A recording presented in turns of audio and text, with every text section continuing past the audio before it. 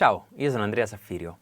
Oggi farò un video un po' diverso dal solito e ne ho diversi altri in mente di questo tipo. Magari poi mi farete sapere se questo genere di contenuti vi possono interessare. L'idea è sostanzialmente prendere una delle molte trascrizioni che ho fatto negli anni. Diciamo che in generale è una cosa che mi piace molto fare perché mi sembra di imparare molto dalla trascrizione dei musicisti che mi piacciono, in particolare dei pianisti, ma non solo, per cercare di capire un po' quali sono i meccanismi, cercare di rubare qualcosa qua e là. E oggi vorrei iniziare con Bill Evans, in particolare la trascrizione dell'introduzione, che lui fa su My Romance, dal famoso disco in trio live al Village Vanguard. Vi lascio il link in descrizione per ascoltarlo perché è meraviglioso, merita. Chiaramente in pochissime battute ci sarebbe da dire tantissimo, quindi vi faccio sentire sostanzialmente le prime 16 battute che corrispondono alla prima metà del tema di My Romance, perché è veramente affascinante, una sonorità bellissima e secondo me si possono imparare tante cose da un estratto di musica anche così piccolo. Quindi ve la suono una volta per condividerla, chiaramente andate a sentire la versione di Bill Evans suonata come si deve.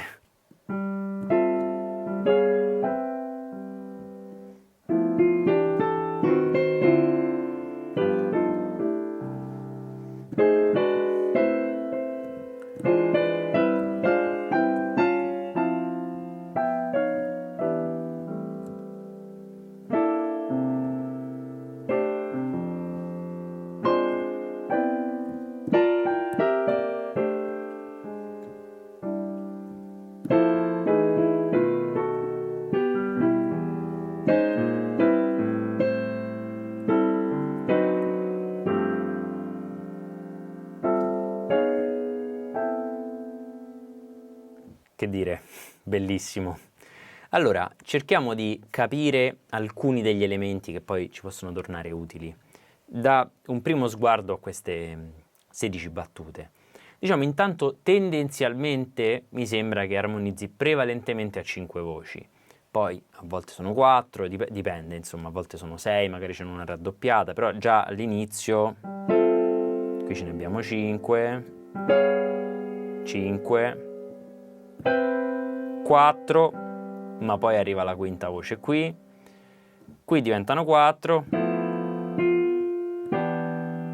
5, qui addirittura 6, ma ce n'è una raddoppiata. Quindi grosso modo nella maggior parte dei casi armonizza a 5 voci. Ma è anche interessante notare che non si fa troppi problemi nel passare da un'armonizzazione a 5 voci a un'armonizzazione a 4, a un'armonizzazione a 6 con una nota ripetuta, nessun problema. Ma il suono generale è molto coerente, mantiene sempre una certa idea di armonizzazione. Altra cosa interessante che noto è che non armonizza tutte le note, ne armonizza la maggior parte, ma non tutte. Ad esempio, nel passaggio un po' più movimentato, quando la melodia fa, lui non mette un accordo, potrebbe fare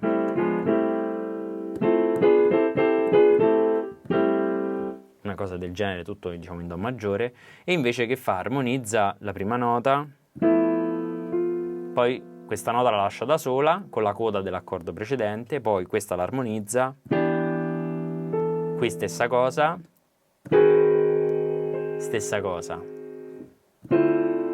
Quando la frase da che era più densa diventa un po' più dilatata, allora armonizza effettivamente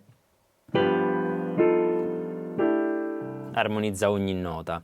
Quindi il principio mi sembra un po' quello che tendenzialmente quando la frase è un po' più movimentata non armonizza tutte le note, ma magari una sì e una no, mentre quando ci sono dei valori ritmici un pochino più lunghi le armonizza tutte. È molto interessante un'altra cosa che mi colpisce, forse che una delle cose che mi colpiscono più di tutti, è che spesso mette un accordo e poi magari muove una voce, oppure che non suona sempre tutto l'accordo nello stesso momento, ma spezza l'accordo, quindi magari lascia una delle voci fuori e la fa arrivare prima o dopo. Nell'inizio, per esempio, c'è questo sol che dà anche un po' un'idea di pedale, di dominante, non arriva insieme all'accordo, non è ma è interessante anche prima lo suona prima dell'accordo e poi sulla risoluzione lo fa arrivare dopo. È interessante, anche solo semplicemente per varietà. E questa cosa si ripete molto spesso, anche tra l'altro in uno dei miei passaggi preferiti, ovvero quando fa questo accordo di Si, diciamo Si settima, però effettivamente c'è la quarta e anche la terza, quindi un accordo sus però con anche la terza, molto interessante questo accordo qui, diciamo il basso non lo mette subito. Questa tensione la risolve facendo muovere questa voce che poi continuerà a fare, però che succede? Qui si muove solo questa, poi qui l'accordo da sus diventa Si settima e mette anche il basso e la fondamentale e la terza. E poi questa tensione la risolve muovendo queste due voci, quindi molto, diciamo, ricorda molto l'armonia classica, i movimenti di Bach se vogliamo, ed è bellissima questa commistione di generi, appunto, no? Di linguaggi se vogliamo. E poi qui arriva forse uno dei primi momenti dove la mano sinistra arpeggia un po' di più invece di partecipare così tanto all'armonizzazione. E poi subito dopo, anche qui un altro momento molto bello, questo approccio cromatico per arrivare alla minore col Si bemolle minore, dove però lui il basso lo mette subito dopo, quindi non fa, ma lo utilizza anche come elemento ritmico se vogliamo. Molto interessante. Quindi questo fatto di utilizzare gli accordi, sicuramente uno può farsi la propria armonizzazione a 5 voci o quello che è, insomma.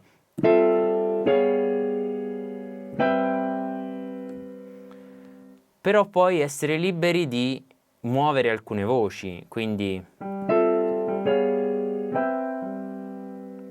Ma la stessa cosa potrebbe essere vera anche per delle voci diverse da quelle che ha mosso lui, quindi che so.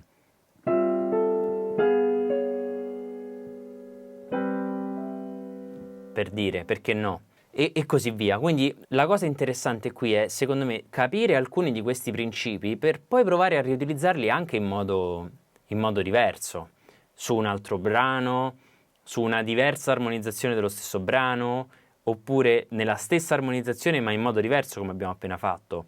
E qui secondo me veramente ogni elemento poi può aprire una serie di porte, quindi da un'idea voi ve ne potete trovare 10, questo è fantastico, un motivo per cui mi piace così tanto trascrivere, è una cosa che richiede un po' di tempo sicuramente, oltre che grande allenamento chiaramente, quindi vi consiglio di iniziare da cose semplici e via via che ci prendete la mano andare via via verso cose più complesse. Però veramente ripaga moltissimo, si impara veramente moltissimo secondo me. E se lo fate voi ad orecchio e fate questo sforzo, imparate molto di più che se lo leggete da qualcuno che ha già fatto la trascrizione. Posto che anche quello talvolta può essere utile, ma sicuramente aver fatto lo sforzo, oltre ad allenare l'orecchio, diciamo che lascia questo materiale musicale molto più impresso. Quindi è veramente molto utile secondo me. Un'altra cosa molto interessante che fa è che non mette sempre la fondamentale dell'accordo, pure se sta suonando in piano solo. E questo è bellissimo secondo me perché va a scardinare un po' quelle regole che anche qui sul canale in qualche modo cerchiamo di dare per dare un'indicazione all'inizio, ma poi è bello che una volta capita la regola è flessibile, può essere in qualche modo non sempre eseguita in maniera rigorosa. E quindi, per esempio, dopo la prima parte in cui abbiamo questo pedale di Sol e comunque la fondamentale dell'accordo poi c'è in qualche modo, subito dopo arriva questo Sol settima che è proprio un voicing, diciamo, di Sol settima senza fondamentale, sarebbe. Ma lui la fondamentale non la mette, forse perché aveva già suonato parecchio il Sol, forse perché si è stabilita la tonalità, e quindi adesso lui per un paio di accordi non mette la fondamentale, quindi il Sol settima senza Sol e il Do maggiore senza Do. Ma avendo stabilito la tonalità, se per un paio di accordi non c'è la fondamentale, non succede niente, l'accordo si capisce. Quindi questo è molto bello secondo me. Poi noto un'altra cosa, che non suona mai 2 volte di fila lo stesso accordo. Quindi se ha per esempio una nota ribattuta alla melodia, come può essere questa cosa qui, lui piuttosto fa, non farà mai ripetendo questo accordo. E questo è molto interessante perché crea del movimento, come quel passaggio geniale che abbiamo visto prima, dove lui fa, avrebbe potuto fare, e invece no, crea questo movimento molto interessante. Questi sono dei piccoli dettagli, però secondo me veramente arricchiscono e fanno tutta la differenza del mondo. Altra cosa, se vedete gli accordi, spesso, non sempre però, spesso nella mano destra ci sono delle triadi, quindi le famose upper structure. In caso ho fatto un video sul canale, ve lo metto qui, lo trovate cliccabile, e appunto sovrappone queste triadi, ma anche proprio all'inizio. Questa triade di Re bemolle maggiore a in qualche modo esprimere un Sol settima alterato, e poi anche per il Do maggiore utilizza questa triade di Mi minore, che non è certo tensiva come la triade di Re bemolle, ma in qualche modo mantiene questa sonorità tipica un po' dell'upper structure, se vogliamo, anche se non è, ripeto, l'upper structure più tensiva del mondo. Oppure sul Mi settima a un certo punto fa, questo è molto bello pure, sia perché crea pure questo movimento contrario, no? Che la melodia sale, ma alcune voci, quindi molto bello. E poi abbiamo questo Mi settima senza Mi al basso, non se ne preoccupa proprio, dove ha la triade di Si minore sovrapposta, e così via. Quindi ci sono vari momenti in cui c'è questa cosa dove abbiamo delle triadi. Anche il famoso passaggio che vi dicevo prima mi piace moltissimo: triade di La bemolle minore o di Sol diesis minore, triade di Mi maggiore. E un'altra cosa molto interessante è che tendenzialmente nella maggior parte dei casi non raddoppia le note degli accordi, quindi ad esempio Sol, Do, Fa, La, Mi, non c'è nessuna nota ribattuta, ma non lo prende come una regola ossessiva da non trasgredire mai, e quindi di tanto in tanto, se serve, raddoppia una nota. Addirittura a un certo punto fa un'ottava alla mano destra, quando fa. Quindi questo evidentemente per dare più forza alla melodia in un momento in cui era particolarmente acuta, piuttosto che cercare di non ripetere nessuna nota e quindi fare, che so, sceglie di fare per far uscire di più la melodia.